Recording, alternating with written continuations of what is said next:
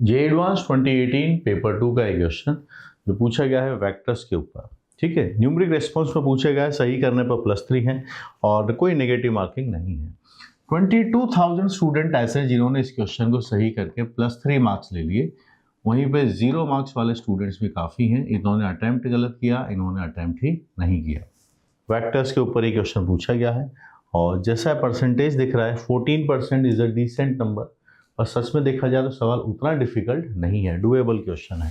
So let's proceed. पर लेकिन कई बार क्या होता है ना, एग्जाम में टाइम कम बचता है लास्ट में आते आते, कि कई बार इजी क्वेश्चंस के लिए टाइम ही कम बचा, दूसरे सब्जेक्ट्स में ज़्यादा टाइम लग गया। तो ये तो एक्चुअल डेटा मैंने आपको शो किया था कि एक्चुअल एग्जामिनेशन के अंदर कितने स्टूडेंट्स ने इसको पॉजिटिवली रिस्पॉन्ड किया।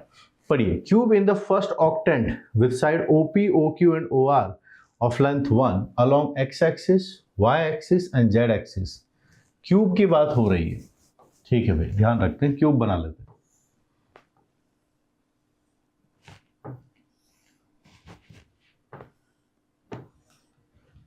सबसे पहले जैसे बोलते जाएं वैसे वैसे करते हुए चलते हैं।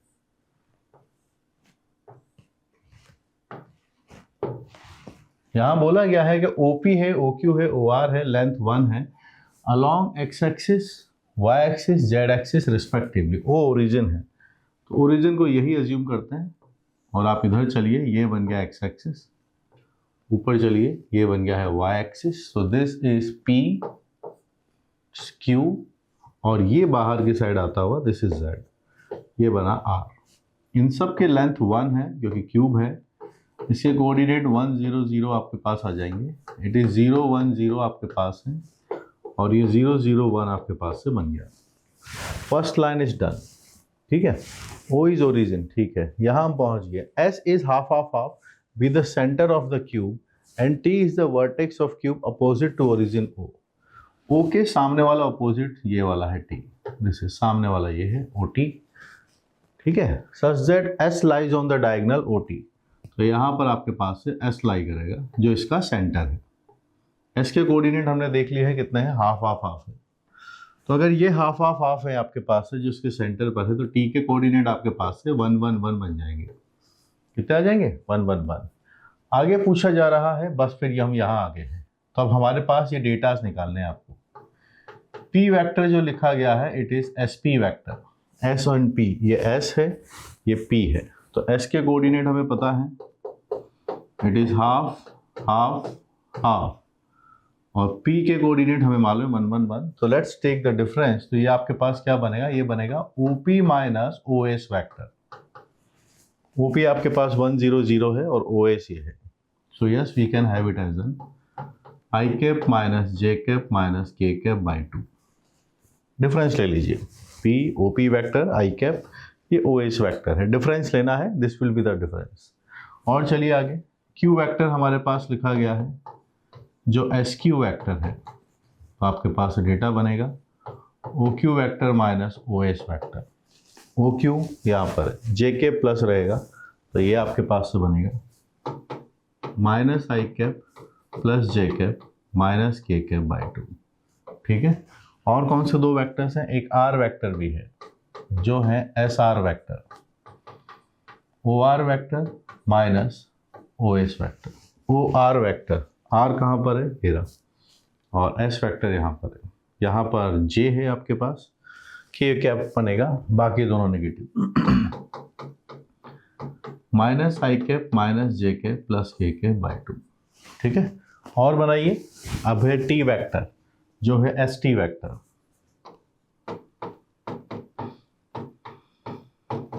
ये बनेगा आपके पास है OT vector minus OS vector. यहां से आप आगे बढ़िए तो देखिएगा OT vector 1 1 1, OS vector half half half. ठीक है, तो T इज 1 1 1, तो ये डेटा आपके पास बनेगा I cap plus J cap plus K cap by 2। ये डेटा आपके पास। अब आपके पास जो पूछा जा रहा है उसके बारे में हम बात करते हैं। ये देखिए, ये है P cross Q cross R cross T। इस पोजीशन को पूछा गया, तो टाइम वो लेंगे आपसे। अब इसको अगर हम मान लें कि this is an alpha vector, तो आपके पास लिखा गया है alpha cross R cross T। और ये क्या है, ये है vector triple product. Vector triple product की जो टर्म यहाँ से बनेगी वो बनती है alpha dot T times R vector minus alpha dot R times T vector. Alpha dot T times R, alpha dot R times T. और अल्फा क्या है, अल्फा को वापस सब्स्टिट्यूट कर दीजिए, alpha is P cross Q, it is P cross Q times T vector, R vector आता है P cross Q और R आता है, यहाँ पर है T वेक्टर। थोड़ा इसको समझिए, ये बन गया है box P Q T times R vector, यह है P Q R times T vector. ठीक है, तो इन दो डेटास को हम कंप्यूट कर लेते हैं। P Q R डिटर्मिनेंट आएगा, तो P वेक्टर आपके पास एक तो हाफ आएगा, तो इसको हाफ को आगे ले आओ, तो 1 माइनस 1 माइनस 1, फिर है Q माइनस 1 1 एंड माइनस 1, एक देता ये है, और कौन सा है R, R को देखिए माइनस 1 माइनस 1 1, सभी जगह हाफ हाफ का फैक्टर था, वो कॉमन ले लिया। इस डेटा को निकाल दीजिए, इसको सॉल्व कर लीजिए। ठीक है, सॉल्व करके देख लेते हैं क्या डेटा अपने पास आएगा। अगर आप दोनों को ऐड करते हैं तो ये 0 बनेगा, यहाँ भी 0 बन जाता है, यहाँ -2 बनता है, तो या फिर आप डायरेक्टली ओपन कर लीजिए। तो दिस डिटर्मिनेंट की वैल्यू अगर हम निकालना चाहें तो सिंप्लीफाई कर लीजिए या मन में कैलकुलेट कर लीजिए, जैसा आपको ठीक लगे। So I am having this as an 2 -1, आपके पास से डेटा बनेगा -1 एंड -1 -2, -1/4 आपके पास से डेटा बनता है। इसका कितना डेटा बनता है, -1/4। And let's calculate the other data QPR, PQR, यही नंबर है PQR के दोनों कॉलम तो सेम ही आएंगे, यहाँ से बना दिया 1/8। नंबर्स की बात करेंगे, 1 -1 आपके पास से -1 1 एंड -1, ये डेटा हमने बनाया। अब आता है R। अब कौन सा नंबर है वो देखिए ध्यान से, PQR है, यहाँ भी PQR था। We are looking for PQR, वो कैलकुलेट हो गया है। Now we are interested PQT, तो PQT बनाइए यहाँ पर। The third one is T vector, it is T vector. T ढूंढिए, T कहाँ पर है, T वो रहा 1 1 1, तीनों पॉजिटिव। चलिए, तो इनको जब आप ऐड करेंगे इधर तो ये आता है 1/8, ये दोनों यहाँ 0 बन जाएंगे, यहाँ 2 आ जाएगा, 2 टाइम्स इसका कोफैक्टर 1 + 1। ठीक है, सो वी आर हैविंग 1/2, ये डेटा आपके पास से बनता है। और यहाँ कितना डेटा बना था, यहाँ भी आप देखिए, ये आपके पास से 4/8 बनेगा, -1/2। कैलकुलेशन का ध्यान रखना है, ये कभी भी कहीं पर भी गड़बड़ हो सकता है। आइए अब कहाँ पहुँचे वो देखिए। PQT का जो वैल्यू आ रहा है, यहाँ हमने कैलकुलेट किया है इसको, ये आता है 1/2, तो it is coming as 1/2 R vector, और ये आता है -12 PQR, तो माइनस माइनस आपके पास से हो गया plus, it is an T vector. ठीक, हमें पूछा गया है कि आप इसका मॉडुलस लेकर आइए, तो हम सब जगह इसी का यहीं पर मॉडुलस कंप्यूट करेंगे।